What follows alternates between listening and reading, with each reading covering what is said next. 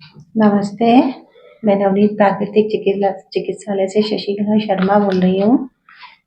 मुझे यहाँ पर जयपुर के डॉक्टर्स ने मेरा ऑपरेशन बता दिया था स्लिप डिस्क साइटिका का, लेकिन मंडे को मेरे लिए ओटी रेडी था।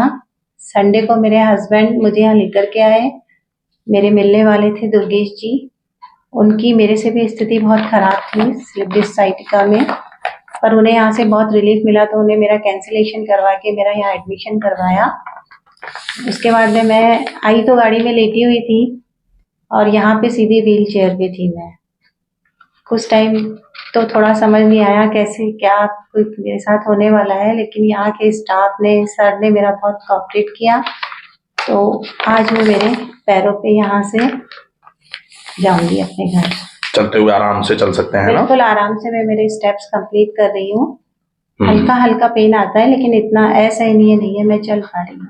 अच्छा, जब जैसे आप पहली बार जब आए थे यहाँ, तो आपको बताया दुर्गेश जी ने कि भाई ऑपरेशन नहीं कराना है, एक बार जहाँ भी आपको उनको आराम हुआ था इसलिए वो यहाँ ले आए। जी बिल्कुल। उन पे भरोसा कैसे कर लिया कि भाई यहाँ आपको हो गया तो हमको भी हो जाएगा? उनकी हालत बहुत खराब थी, उनकी भी मतलब काफी। आपने उनको पहले देखा था जब उनको दर्द होता था? मेरे फैमिली वालों ने बताया कि बहुत हालत खराब थी, गाड़ी में लेके आना ही मुश्किल हो जाता था उन्हें, 3-4 लोग उठा करके लाते थे हमें। और उनको आराम हुआ? उनको आराम होने के बाद एक समझ लो कि उन्होंने जिद पकड़ ली कि भाभी जी ऑपरेशन नहीं कराना है, आप मेरे कहने से वहां चलो।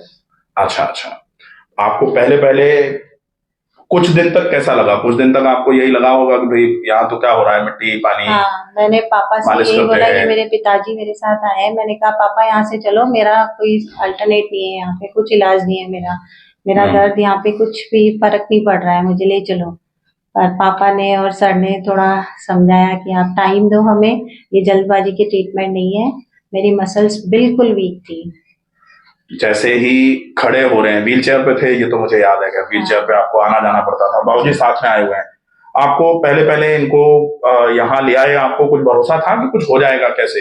हाँ, मुझे तो दुर्गेश जी ने ही भरोसा दिलाया था पापा जी होने। अच्छा, तो उसके बेस पर आप ले आए, और पहले 2-3 दिन आपको भी कुछ ऐसा लगा कि शायद कहीं ऐसा तो नहीं कि सर मुझे विश्वास था कि प्राकृतिक चिकित्सा लगा, तो दुर्गेश जी ने मुझे कह दिया था कि मैं ट्रीटमेंट लेके आया हूँ, मैं सही हूँ।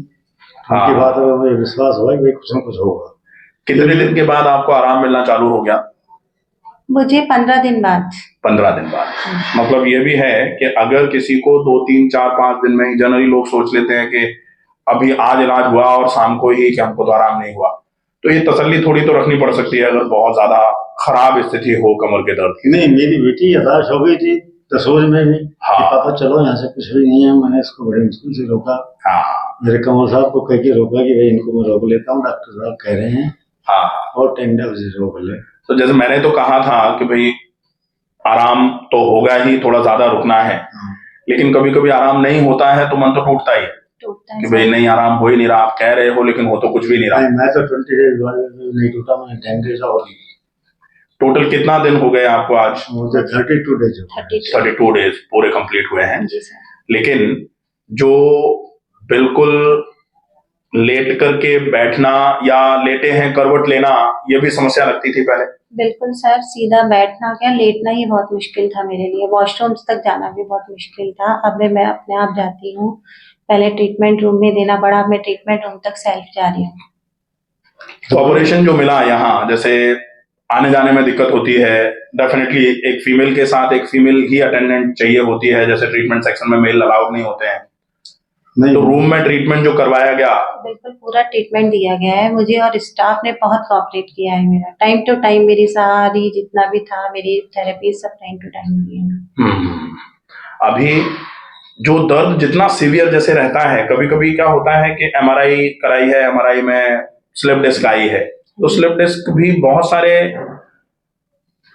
ग्रेड्स में होती है। किसी को थोड़ा सा ज्यादा वेट उठाने की वजह से या ज्यादा देर बैठे रहने की वजह से थोड़ा सा स्लिप हो गई डिस्क, उसकी वजह से थोड़ा बहुत कभी ज्यादा खड़े हैं या फिर ज्यादा देर कभी कुछ बैठे रहने का काम कर लिया तो कमर में भारीपन आता है।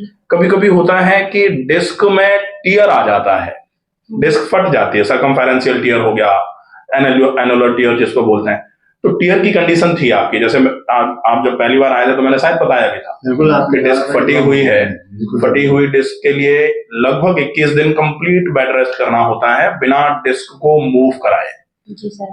तो इतनी जो समस्या, जो डिस्क फट जाती है, उसमें अगर कोई व्यक्ति थोड़ा ज्यादा समय के लिए इलाज ले तो डेफिनेटली आराम हो सकता है, ऐसा आपको महसूस हो रहा है? 100% सर, बिल्कुल मेरे साथ हुआ है। कह रही हूँ ना, हॉपलेस हो गई थी, लेकिन अब मैं बिल्कुल एक फेथफुल होने के नाते यही कहूंगी कि सभी को थोड़ा टाइम देना चाहिए, ये जल्दबाजी का ट्रीटमेंट नहीं है। और एक्सरसाइजेस जो आपके लिए जरूरी थी, कभी कभी ऐसा होता है कि एक्सरसाइजेस बहुत सारी कर लो, ये भी कर लो वो भी कर लो, कुछ आपको एक्सरसाइजेस से रिलेटेड कुछ बोलना है? एक्सरसाइजेस मुझे जैसे कई लोगों ने कहा ऐसे पैर ऊंचा करके कर लो, वेट पूरा इस पे डालो, यहाँ क्या रेस्ट करने आई हो, ये वो फैमिली वाले भी बोलते थे। लेकिन नहीं, सर ने मुझे इजीली समझाया, पहले आपकी मसल्स वीक है, बैक सपोर्ट जब तक नहीं आएगा तब तक लेग में नहीं होगा आपको आराम। और सर ने खुद मुझे अपने हिसाब से करवाई, पूरे स्टाफ ने मेरा साथ दिया, यहाँ जो जूनियर डॉक्टर्स है उन्होंने, सबने, तब मैं आज एक्सरसाइज खुद कर पा रही हूँ, वरना सबके सपोर्ट से करती थी मैं।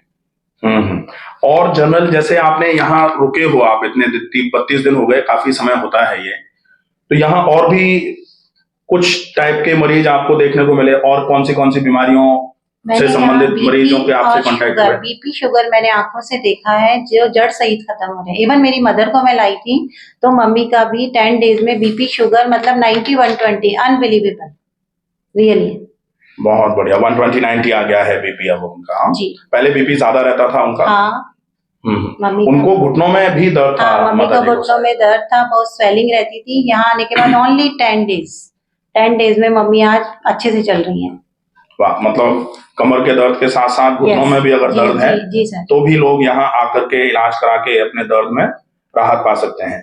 अच्छा, कोई ऐसी कोई बात जो यहाँ सबसे ज्यादा इफेक्टिव लगी हो आपको, आपके इस कमर के दर्द में? क्या सबसे ज्यादा इफेक्टिव ट्रीटमेंट है? एक ऑयल कंप्रेस और एक्सरसाइज। ऑयल कंप्रेस और एक्सरसाइजेस। मूल रूप से ऑयल कंप्रेस तो इसलिए कि जो मांसपेशियां जकड़ गई हैं उनको थोड़ा सा एकदम से रिलीज कराने का काम होता है, मांसपेशियां थोड़ी सी सफल हो जाती हैं, ठीक हो जाती हैं। Basic exercises. हाँ, बेसिक एक्सरसाइजेज जो आपने यहाँ सीखी हैं उनको अब घर में फॉलो अप पर रखना है? बिल्कुल सर, 3 टाइम्स करनी है डेली। 3 टाइम कर लेंगे ना? बिल्कुल जी सर, बिल्कुल इजीली करती हूँ। और कुछ आप बोलना चाहें? मुझे पैर उठाने में बहुत ज्यादा दिक्कत थी, अब मैं अच्छे से 90 डिग्री का एंगल बना रही हूँ खुद सेल्फ।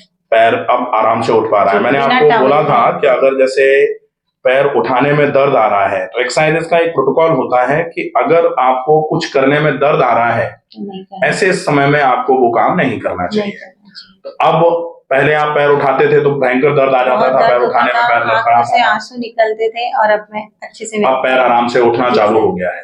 इसका मतलब कमर की मांसपेशियां धीरे धीरे करके मजबूत होना शुरू हुई हैं। अगर ये क्रम रेगुलर चलता रहेगा तो डेफिनेटली मांसपेशियां जब इतनी मजबूत हो जाएंगी कि आप आगे झुक के वजन भी उठाने के लायक हो जाओ, तब आप पूरे तरीके से बिल्कुल ठीक कंसिडर करे जाएंगे। ठीक है सर, एक पानी का मग नहीं उठा पाती थी, आज मैं सेल्फ मेरा सब काम कर रही हूँ। बहुत बढ़िया, बहुत बढ़िया।